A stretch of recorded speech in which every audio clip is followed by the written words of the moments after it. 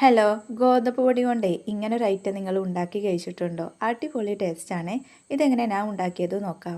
First ഒരു പാത്രത്തിലേക്ക് 1.5 cup ഗോതമ്പ് പൊടി ഇട്ട് കൊടുത്ത് അതിലേക്ക് പാകത്തിന് ഉപ്പും ഇളം ചൂടുവെള്ളം കുറച്ച് ഒഴിച്ചു കൊടുത്ത് നന്നായി കുഴച്ചെടുത്തു.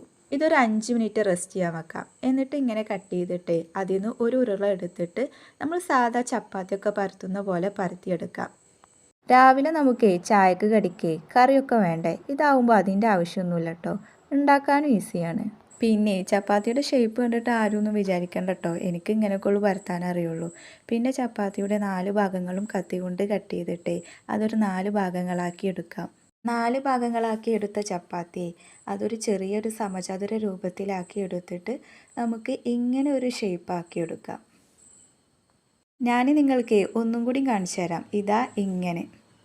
ബാക്കിയുള്ള ചപ്പാത്തിയും പരത്തിയിട്ട് എല്ലാം ഇങ്ങനെ ഷേപ്പാക്കി എടുത്തു. പിന്നെ വെള്ളം തിളച്ച് വന്നപ്പോൾ നമ്മൾ ഇതെല്ലാം അതിലേക്ക് ഇട്ട് കൊടുത്തു. ഇത് തീരെ കനല്ലാത്തത് കൊണ്ട് 5 മിനിറ്റൊക്കെ ആകുമ്പോഴേക്കും ഇത് റെഡിയാകും. പിന്നെ അടച്ച് വെച്ചിട്ട് നമ്മൾ ലോ ഫ്ലെയിമിൽ വെച്ചിട്ട് വേണം കേട്ടോ ഇത് വേവിച്ചെടുക്കാൻ. മേലെ ചെറിയ പദരൂപത്തിൽ വന്നാലേ ഇതിൻ്റെ വേവ് റെഡിയായി എന്ന് മനസ്സിലാക്കാം. പിന്നെ ഇതിത്തെ വെള്ളമൊക്കെ ഊറ്റി കളഞ്ഞിട്ട് അതേ കടായിയൊക്കെ വെച്ചിട്ട് അതിലേക്ക് കുറച്ച് വെളിച്ചെണ്ണ ഒഴിച്ചിട്ട് കടുക് ഇട്ട് കൊടുത്തു. കടുകൊന്ന് പൊട്ടി വരുമ്പോൾ നമ്മൾ ഇഞ്ചി വെളുത്തുള്ളി പേസ്റ്റും സവാളയും കറിവേപ്പിലയും ഇട്ട് ഒന്ന് വഴറ്റി കൊടുത്തു. വേഗം വഴറ്റി വരാൻ കുറച്ച് ഉപ്പിട്ട് കൊടുത്തു.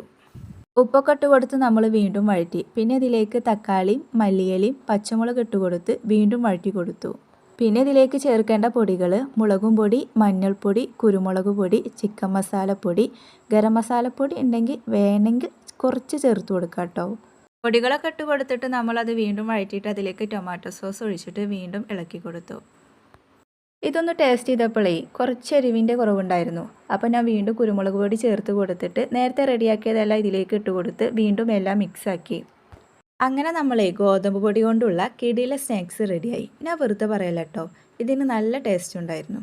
നിങ്ങൾക്ക് ഈ വീഡിയോ ഇഷ്ടപ്പെട്ടാലേ ലൈക്കും ഷെയറും സബ്സ്ക്രൈബും കമൻറ്റും ചെയ്യണേ. ഇനി ഇതുപോലത്തെ നല്ല അടിപൊളി വീഡിയോസുമായിട്ട് നമുക്ക് വീണ്ടും കാണാം. അപ്പോൾ ഓക്കെ, ബൈ.